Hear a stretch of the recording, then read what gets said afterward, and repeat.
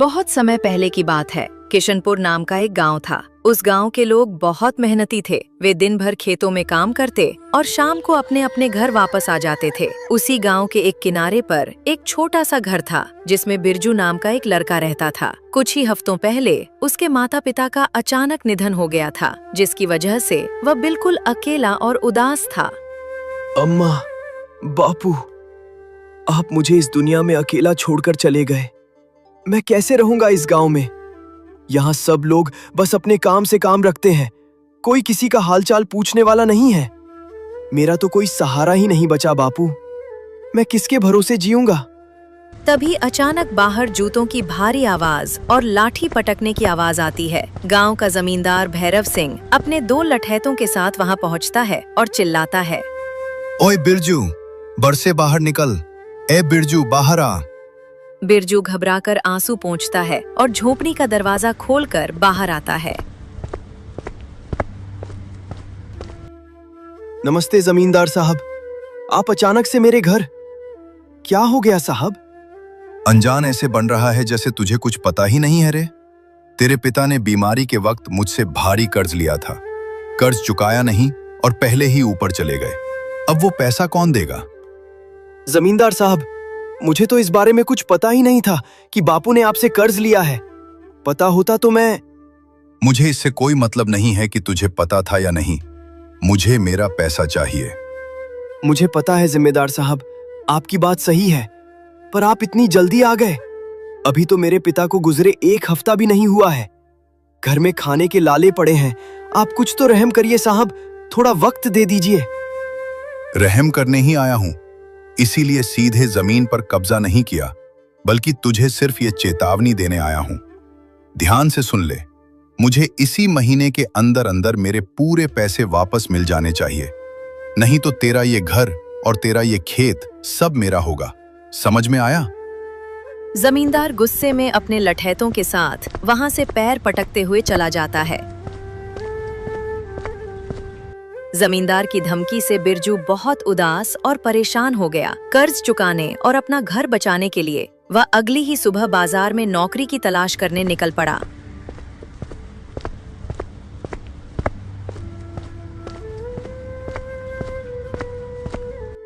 बिरजू 1-2 दुकानों पर जाता है। लोग उसे मना कर देते हैं। तभी उसकी नजर एक बड़े से ढाबे पर पड़ती है। बोर्ड पर लिखा है चौधरी का मशहूर ढाबा। वह हिम्मत करके वहां जाता है। भाई साहब, नमस्ते। क्या मुझे आपके यहाँ काम मिल सकता है? मुझे पैसों की बहुत जरूरत है। काम? काम का क्या क्या कर लेते हो तुम? और यहाँ इस ढाबे पर क्या बना लेते हो? मालिक, मैं रसोई का सब कुछ बना लेता हूँ। हमारी स्पेशल चिकन तंदूरी करी भी बहुत लाजवाब बनाता हूँ। अच्छा, सब कुछ बना लेते हो? पर तुम ये सब बनाना सीखे कहाँ से थे? मालिक, मेरे पिता शहर के एक बहुत बड़े ढाबे पर मुख्य रसोइया का काम करते थे। मैं भी अक्सर उनके साथ वहां जाता था। कभी कभी रसोई में उनका हाथ बटा देता था। वहीं से सब सीख गया। अरे छोटे, हाथ देखने से या सिर्फ साथ खड़े रहने से कोई चिकन तंदूरी करी नहीं बना लेता। इसके लिए चिकन को तंदूर में भूनने और करी के मसालों का सही अंदाजा होना चाहिए। मालिक, मुझे एक बार मौका देकर तो देखिए। मैं तंदूरी मसाले भी अपने हाथों से खुद तैयार करता हूँ। अच्छा, मसाले भी बना लेते हो? चल ठीक है, आज मेरा रसोइया नहीं आया है। आज तू मेरे ढाबे पर चिकन तंदूरी करी बनाएगा। देखूंगा तेरे हाथ का स्वाद। बिरजू तुरंत रसोई में जाकर काम शुरू कर देता है। वो चिकन के टुकड़ों को तंदूरी मसालों और दही में मैरिनेट करता है। फिर उन्हें सुलगते कोयले की आंच पर सेंकता है। उसके बाद वह एक कढ़ाई में लाजवाब खुशबूदार करी तैयार करता है और तंदूरी चिकन को उसमें मिला देता है। बिरजू को मसालों का बहुत ही सटीक अंदाज था। देखते ही देखते चिकन तंदूरी करी बनकर तैयार हो गई। तंदूरी धुएं और मसालों की खुशबू इतनी लाजवाब और सोंधी थी कि जो भी बाजार से गुजर रहा था वह खिंचा चला आया। गांव के लोग दौड़े दौड़े उस ढाबे पर आने लगे। ढाबे पर ग्राहकों की भारी भीड़ जमा हो जाती है। सभी लोग खुशबू से हैरान हैं। अरे चौधरी भाई, आज चिकन तंदूरी करी में क्या डाल दिया है ऐसा? ऐसी जबरदस्त महक तो आज तक तुम्हारे ढाबे से कभी नहीं आई। अरे कुछ नहीं भाई, ये तो बस मेरे हाथों का कमाल है। मैं ही सुबह उठकर सारे तंदूरी मसाले तैयार करता हूँ। अरे चौधरी, तुमने इस बिरजू को यहाँ क्यों रखा है? क्या ये भी रसोई में था? अरे कहाँ भाई, इसे खाना बनाना कहाँ आता है। इसे तो मैंने बस यहाँ झूठी प्लेटें धोने के लिए रखा है। चिकन तंदूरी करी तो मेरे ही तरीके से बनी है। बिरजू ये सब सुनता है पर अपनी मजबूरी के कारण कुछ नहीं बोलता और चुप रहता है। चलो चलो बातें छोड़ो चौधरी, अब जल्दी से प्लेट लगाओ। ए बिरजू, खड़ा क्या है वहां? चल जल्दी से सबकी प्लेट लगा। बिरजू चुपचाप ग्राहकों के आगे गर्मा गर्म चिकन तंदूरी करी की प्लेटें लगाता है। लोग खाते हुए तारीफ कर रहे हैं। वाह चौधरी, मजा आ गया। ऐसी लाजवाब चिकन तंदूरी करी पहले कभी नहीं खाई।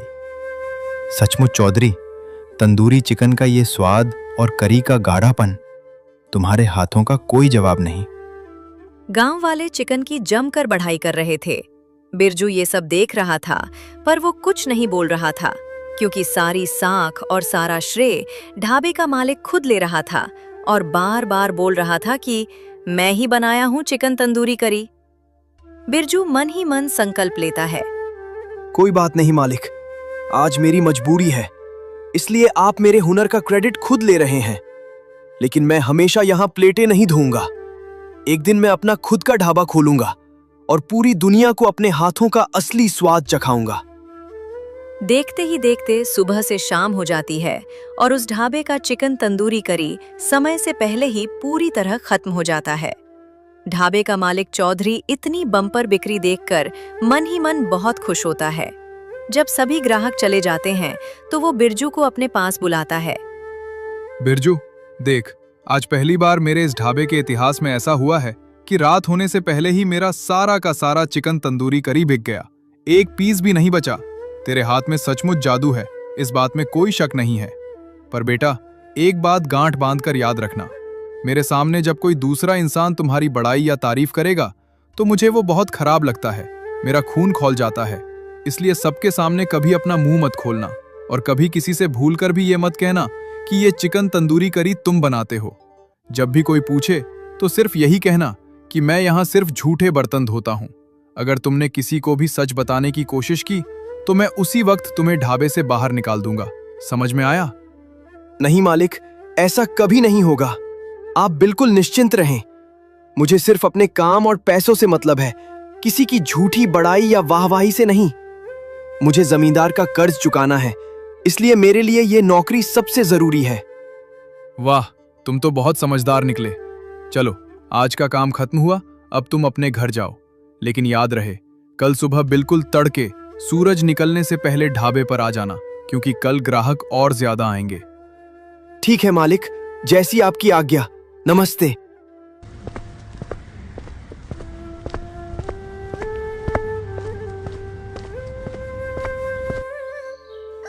अगली सुबह बिरजू बिल्कुल समय पर तड़के ही ढाबे पर पहुंच जाता है। इतनी सुबह बिरजू को दुकान पर देखकर ढाबे का मालिक चौधरी बहुत खुश होता है। अरे वाह बिरजू, तुम तो बड़ी जल्दी ढाबे पर चले आए। चलो, बहुत अच्छा किया। अब आ ही गए हो तो फटाफट हाथ पैर धो और चिकन तंदूरी करी बनाना शुरू कर दो। आज शहर से मेरे कुछ खास दोस्त और पुराने ग्राहक आ रहे हैं। इस बार ऐसा जादू डालना कि वो शहर के बड़े बड़े होटलों का स्वाद भूलकर हमेशा के लिए मेरे ढाबे के दीवाने हो जाएं। ठीक है मालिक, आप बिल्कुल बेफिक्र रहिए। बस मेरे हाथों का कमाल देखिए, आपके दोस्त उंगलियां चाटते रह जाएंगे। बिरजू तुरंत रसोई में जुट जाता है। देखते ही देखते चिकन तंदूरी करी बनकर तैयार हो जाती है। तभी शहर से सूट बूट पहने दो परदेसी बाबू ढाबे पर आते हैं।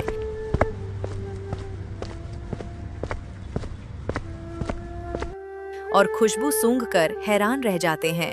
अरे चौधरी, तुम्हारे ढाबे पर पहले तो कभी ऐसी लाजवाब महक नहीं आती थी। सच सच बताओ, ये चिकन तंदूरी करी तुमने बनाई है या रसोई में खड़े इस लड़के ने बनाई है? अरे नहीं नहीं बाबू साहब, भला ये लड़का क्या बनाएगा? ये चिकन तंदूरी करी तो मैंने ही बनाई है। इसे तो मैंने बस यहाँ छोटे मोटे काम करने और बर्तन धोने के लिए रखा है। चौधरी, हमसे झूठ मत बोलो। हमने शहर के बहुत सारे बड़े बड़े ढाबों और होटलों में खाया है, पर जो महक इस करी में है वो और कहीं नहीं मिल सकती। हमें तो पक्का यकीन है कि ये चिकन इसी लड़के ने बनाया है। नहीं बाबू साहब, मैं सच कह रहा हूँ, ये मेरी ही रेसिपी है। चौधरी, मैं आखिरी बार पूछ रहा हूँ, सच सच बताओगे तो ही हम यहाँ खाएंगे, नहीं तो हम बिना खाए अभी वापस शहर चले जाएंगे और फिर कभी तुम्हारे ढाबे पर पैर नहीं रखेंगे। ग्राहकों के जाने के डर से और अपनी भारी कमाई डूबती देख चौधरी मजबूरी में सच उगल देता है। अरे बाबू साहब, गुस्सा मत होइए, आप सच कह रहे हैं। इसका नाम बिरजू है। ये चिकन तंदूरी करी बनाने का बहुत बड़ा कारीगर है। आज ये चिकन इसी ने बनाया है। अरे वाह बिरजू भाई, आज तो हम तुम्हारे हाथ की ही चिकन तंदूरी करी खाएंगे। चलो हमारे लिए फटाफट एक बढ़िया सी प्लेट लगा दो। जी बाबू साहब, आप दोनों बैठिए, मैं अभी लेकर आता हूँ। दोनों परदेसी बाबू टेबल पर बैठ जाते हैं। बिरजू फटाफट उनके लिए गर्मा गर्म प्लेटें सजाकर लाता है। दोनों ग्राहक पहला निवाला मुंह में डालते ही झूम उठते हैं। वाह भाई बिरजू, कमाल कर दिया। ऐसा स्वाद तो शहर के सबसे बड़े और महंगे ढाबे में भी नहीं मिलता। मजा आ गया। परदेसी ग्राहक खाना खत्म करके काउंटर पर आते हैं। वे चौधरी को खाने के पैसे देते हैं और फिर जेब से 100 रुपए का नोट निकालकर बिरजू की तरफ बढ़ाते हैं। ये लो बिरजू भाई, तुम्हारी लाजवाब कुकिंग के लिए हमारी तरफ से छोटा सा इनाम। बहुत बहुत धन्यवाद बाबू साहब। ये देखकर चौधरी का चेहरा गुस्से से लाल हो जाता है और वो बिरजू के हाथ से पैसे छीनने ही वाला होता है कि पहला ग्राहक उसे देख लेता है। और सुनो चौधरी, इस लड़के की मेहनत का ये पैसा तुम भूल कर भी मत छूना। अगर तुमने इसके टिप के पैसे लेने की कोशिश की तो हमसे बुरा कोई नहीं होगा, याद रखना। अरे नहीं बाबू साहब, आप कैसी बात कर रहे हैं? मैं भला इसके पैसे क्यों लूंगा? ठीक है साहब, आप निश्चिंत रहिए। दोनों परदेसी बाबू वहां से चले जाते हैं।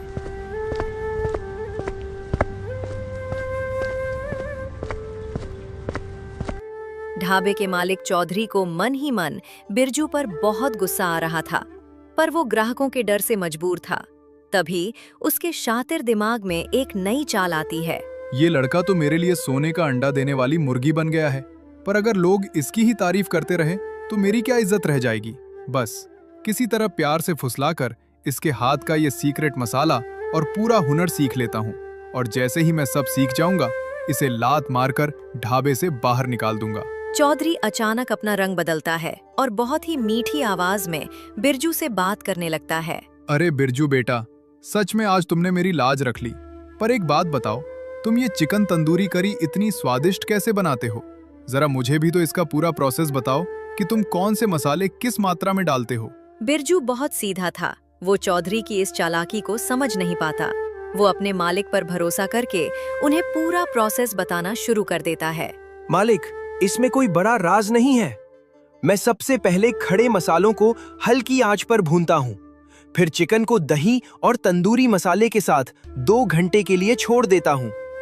चालाक चौधरी बिरजू की सारी बातों को बहुत ध्यान से सुनता है और अपने दिमाग में बिठा लेता है। अरे वाह, बहुत बढ़िया। और सुनो बिरजू, वो जो परदेसी बाबू तुम्हें 100 रुपए देकर गए हैं ना, वो तुम्हारा हक है। तुम उसे चुपचाप रख लो, मैं उसमें से 1 रुपया भी नहीं लूंगा। तुम बहुत मेहनती लड़के हो। अरे वाह, मालिक तो बड़े अच्छे इंसान हैं। मैं तो इन्हें खामखा कल गलत समझ रहा था। अभी वे दोनों बात कर ही रहे थे कि खुशबू सूंघकर गांव के ढेर सारे और ग्राहक ढाबे पर आ धमकते हैं। देखते ही देखते शाम होने से पहले ही ढाबे का सारा चिकन तंदूरी करी फिर से बिक जाता है। गल्ला पैसों से भर जाता है। धीरे धीरे समय बीता, हफ्ते 2 हफ्ते बीत जाते हैं। ढाबे का मालिक बिरजू के हाथ को पकड़ने की कोशिश करता है, पर कुछ न कुछ कमी निकल जाती है। हर दिन की तरह आज भी बिरजू का बनाया चिकन समय से पहले खत्म हो जाता है और वो अपना काम निपटाकर अपने घर चला जाता है।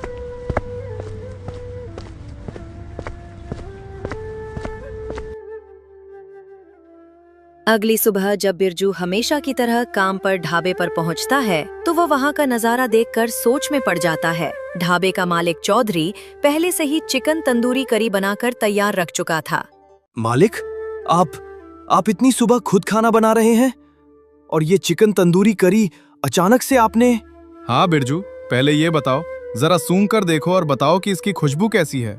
मालिक, खुशबू तो अच्छी है, बिल्कुल वैसी ही है जैसी मैं बनाता हूँ। पर मालिक, आप मुझसे ये सब क्यों पूछ रहे हैं? आज मुझे काम नहीं करना क्या? देखो बिरजू, अब सीधे सीधे बात सुनो। अब मैं तुम्हें अपने इस ढाबे पर काम पर नहीं रख सकता। आज से तुम्हारी छुट्टी, क्योंकि अब मेरा तुम्हें काम पर रखने का कोई मन नहीं है। अब मुझे तुम्हारी कोई जरूरत नहीं है। अच्छा, कोई बात नहीं मालिक, अगर आपका मन नहीं है तो मैं चला जाता हूँ। लेकिन मालिक, मुझे आपके यहाँ काम करते हुए पूरा 1 महीना हो गया है। कृपया करके मेरे इस महीने के पैसे दे दीजिए ताकि मैं अपना कर्ज चुका सकूं। हाँ हाँ, ये पकड़ अपने 3000 रुपए और अब तुरंत यहाँ से रवाना हो जाओ। मालिक, ये क्या कर रहे हैं आप? मेरे तो पूरे 6000 रुपए होते हैं। आपने मुझे सिर्फ आधे पैसे ही क्यों दिए? हिसाब बराबर है बेटा। रोज जो तू ढाबे पर 100 रुपए का खाना खाता था, वो क्या तेरे बाप के पैसे का था? उस खाने का पैसा कौन देगा? ये 3000 रुपए उसी खाने के कटे हैं। मालिक, ऐसा मत करो मालिक, मुझ पर रहम खाओ। मुझे आज ही जमींदार भैरव सिंह का 5000 रुपए का कर्ज चुकाना है, नहीं तो वो मेरा घर छीन लेगा। मालिक, मेरे पूरे पैसे दे दो। ओए बिरजू, ज्यादा बकवास मत कर। लेना है तो ये 3000 रुपए ले, नहीं तो ये भी नहीं मिलेंगे। निकल यहाँ से, यहाँ खाना मुफ्त में नहीं आता है। भाग। ठीक है मालिक, भगवान सब देख रहा है। लाइए, ये पैसे ही दे दीजिए। पैसे लेकर बिरजू भारी कदमों से अपने घर आता है।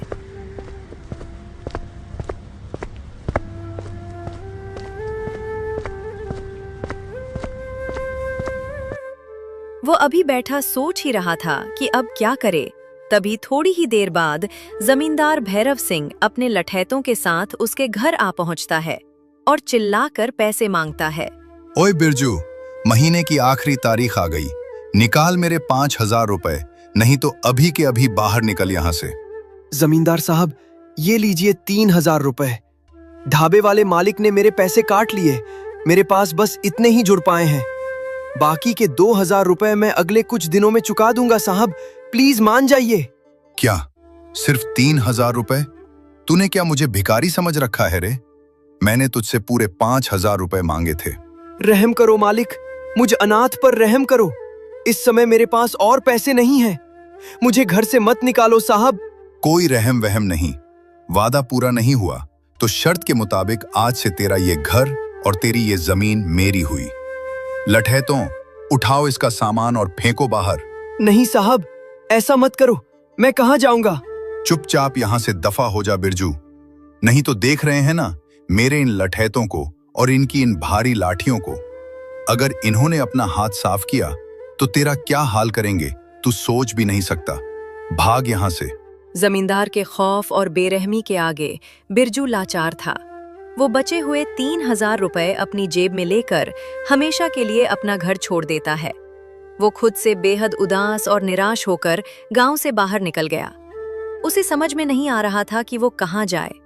तभी सुनसान रास्ते पर एक पेड़ के नीचे उसे एक बुजुर्ग व्यक्ति मिलते हैं। बेटा, तुम इस कदर निराश और उदास क्यों हो? तुम्हारे ये आंसू बता रहे हैं कि तुम पर दुखों का कोई बड़ा पहाड़ टूटा है। आखिर क्या बात है, मुझे बताओ। बाबा की ममता भरी बातें सुनकर बिरजू का दिल भर आता है। वह रोते रोते उन्हें अपनी सारी कहानी सुना देता है। माता पिता का गुजर जाना, जमींदार की धमकी, ढाबे वाले चौधरी की चालाकी और धोखे से उसका घर छीना जाना। बिरजू की यह आप बीती सुनकर बाबा की आंखें भी नम हो जाती हैं। ओह, उस लालची चौधरी और जालिम जमींदार ने एक अनाथ बच्चे के साथ इतना बड़ा अन्याय किया। भगवान के घर देर है, अंधेर नहीं बेटा। तुम हिम्मत मत हारो। देखो, मेरा घर इस गांव के बिल्कुल आखिरी छोर पर नदी और जंगल के किनारे है। वहां मैं बिल्कुल अकेला रहता हूं। अगर तुम चाहो तो मेरे साथ मेरे घर पर रह सकते हो। आपके घर पर बाबा? पर मैं... हाँ बेटा, और सुनो, मेरे घर के पास से जो नदी का रास्ता जाता है वो दूसरे गांवों को जोड़ता है। वहां से हर दिन तरह तरह के लोग आते जाते रहते हैं। मछली पकड़ने वाले मछुआरे, खेतों को जाने वाले किसान और दूसरे गांवों से आने जाने वाले मुसाफिर। तुम ऐसा करो, अपनी जेब में बचे पैसों से एक ठेला खरीद लो। नदी के किनारे अपना ठेला लगाओ और अपनी वही लाजवाब चिकन तंदूरी करी बेचना शुरू करो।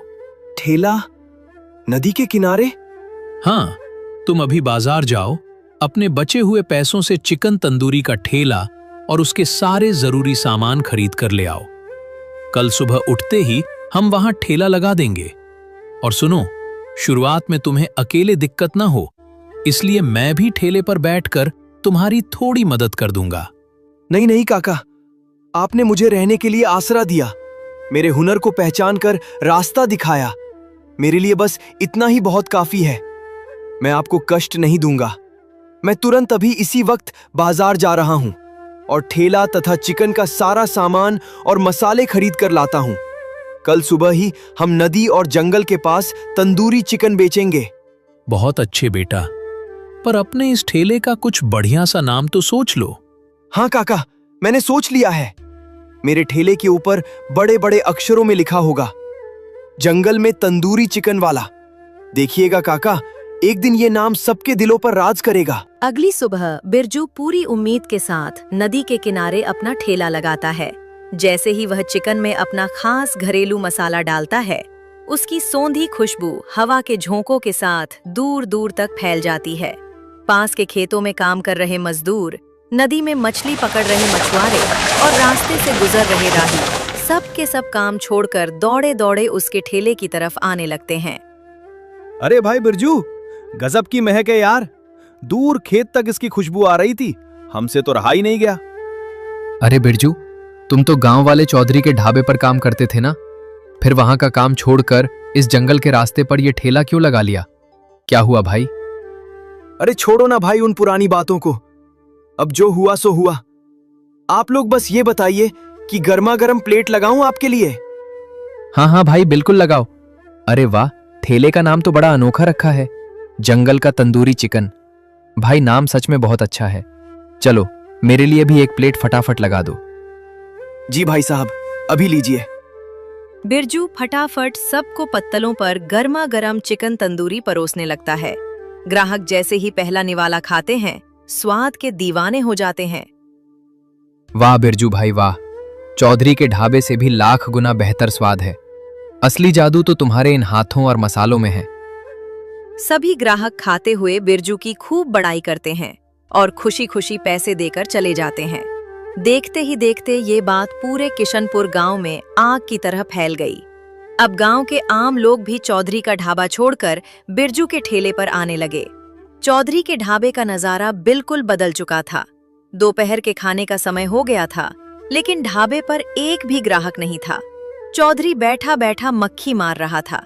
वह इस बात से बेहद परेशान था कि आखिर अचानक सारे गांव वालों को क्या हो गया है। तभी गांव का एक पुराना ग्राहक उधर से गुजरता है।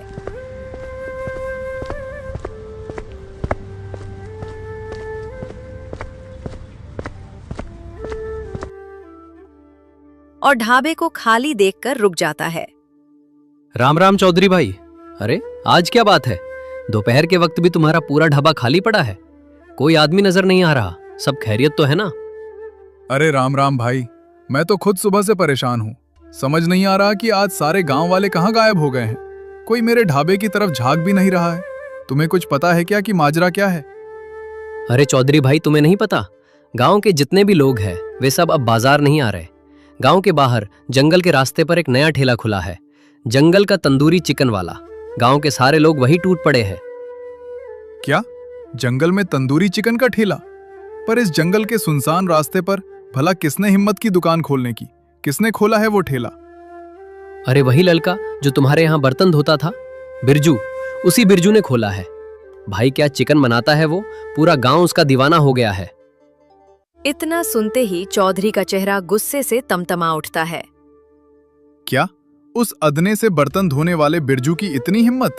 उसने मेरे ही सामने अपनी दुकान खोल ली। कोई बात नहीं, वो 2-4 दिन का मेहमान है। जल्द ही उसका भूत उतर जाएगा और वो ठंडा हो जाएगा। आज तक इस बाजार में मेरे सामने कोई टिक नहीं पाया है, तो वो कंगाल बिरजू क्या टिकेगा?